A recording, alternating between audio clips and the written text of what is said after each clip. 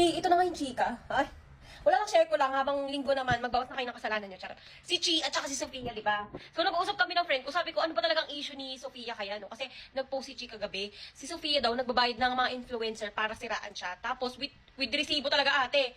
Mga screenshot talaga na nag-Gcash pa si Sofia dun sa mga influencer para siraan siya, ganun.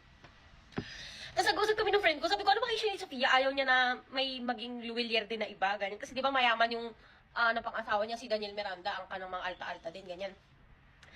Tapos isip ko, anong kayang issue niya? Kasi friend naman niya si Chi dati, di ba? Parang okay din naman na maging magpinsan na din. Kasi kapag makatuluyan niya yung luwilier na yun, ganyan. Ate, may nagsabi, kasi third party daw si Chi, bale, nagagalit si Sofia dahil may totoong girlfriend yung pinsan ni Chi, ganun. Tapos kaya nagbayad daw si Sofia ng mga tao para siraan si Chi, ganun. Inisip ko naman, ate, bakit naman?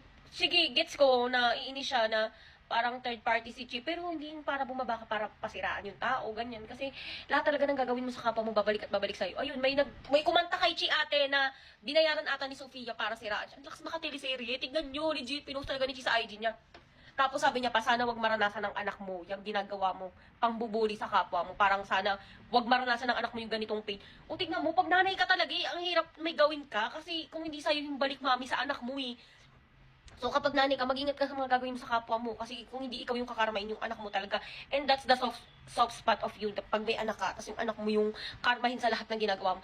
Hindi ko maintindihan si Chi. Oo, nagalit ka dahil third party yung isa. Parang ano nang paki mo doon? Hindi na para pasiraan mo siya. Sige, nagalit ka. Pag sabihan mo, bakit naman ganyan? Or wag mo nang i-associate yung sarili mo doon. Pero wag mo nang pasiraan. Ano ba gusto mo? Ikaw lang mayaman? Ikaw lang ano?